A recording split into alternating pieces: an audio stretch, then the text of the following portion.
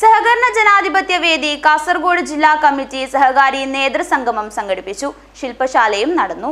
കേരള ബാങ്കിന്റെ രൂപീകരണം കേരളത്തിലെ സഹകരണ മേഖലയെ പൂർണ്ണമായും തകിടം മറിച്ചിരിക്കുകയാണെന്നും കേരളത്തിലെ സഹകരണ മേഖലയുടെ ചൈതന്യം തിരിച്ചുകൊണ്ടുവരാൻ പഴയ 14 ജില്ലാ സഹകരണ ബാങ്കുകളും പുനരുജ്ജീവിപ്പിക്കാൻ സർക്കാർ തയ്യാറാകണമെന്നും രാജ്മോഹൻ ഉണ്ണിത്താൻ MP ആവശ്യപ്പെട്ടു.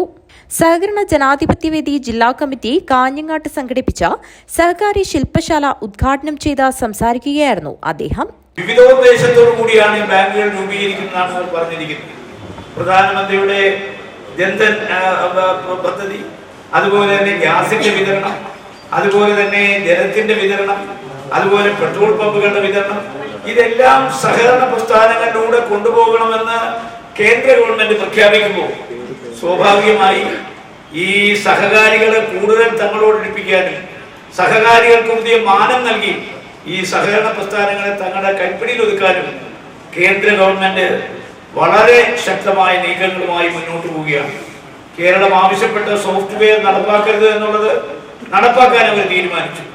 മാത്രമല്ല ഡേറ്റാ ബാങ്ക് ഉണ്ടാക്കാൻ, ഡേറ്റാ ബേസ് ഉണ്ടാക്കാൻ അവര് എല്ലാ തരത്തിലും, ചുരുക്കി പറഞ്ഞാൽ കേരളത്തിൽ ഗ്രാമീണ തലത്തിൽ പ്രവർത്തിക്കുന്ന മുഴുവൻ ബാങ്കുകളുടെയും ഡേറ്റ കേന്ദ്ര ഗവൺമെന്റ് കയ്യിൽ കിട്ടത്തക്ക വിധം അവിടെ അതിനുള്ള സംവിധാനം ഒരുക്കിക്കൊണ്ടാണ് ഇന്ന് കേന്ദ്ര ഗവൺമെന്റ് മുന്നോട്ട് പോകുന്നത്.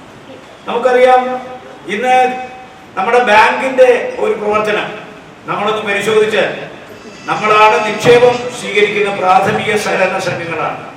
നിക്ഷേപം നമ്മൾ ആരെങ്കിലും ഇടണമെന്നുണ്ടെങ്കിൽ അതിനൊരുപാട് ജോലികൾ സഹകാരികൾ ചെയ്തെങ്കിൽ മാത്രമേ സാധ്യമാകൂ.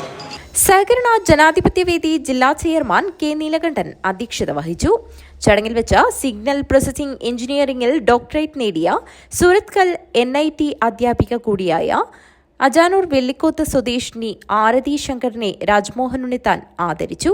മുൻ DCC പ്രസിഡന്റ് ഹക്കീം കുന്നിൽ, കോഓപ്പറേറ്റീവ് എംപ്ലോയീസ് ഫണ്ട് സംസ്ഥാന സെക്രട്ടറി PK പ്രകാശ് കുമാർ എന്നിവർ സംസാരിച്ചു.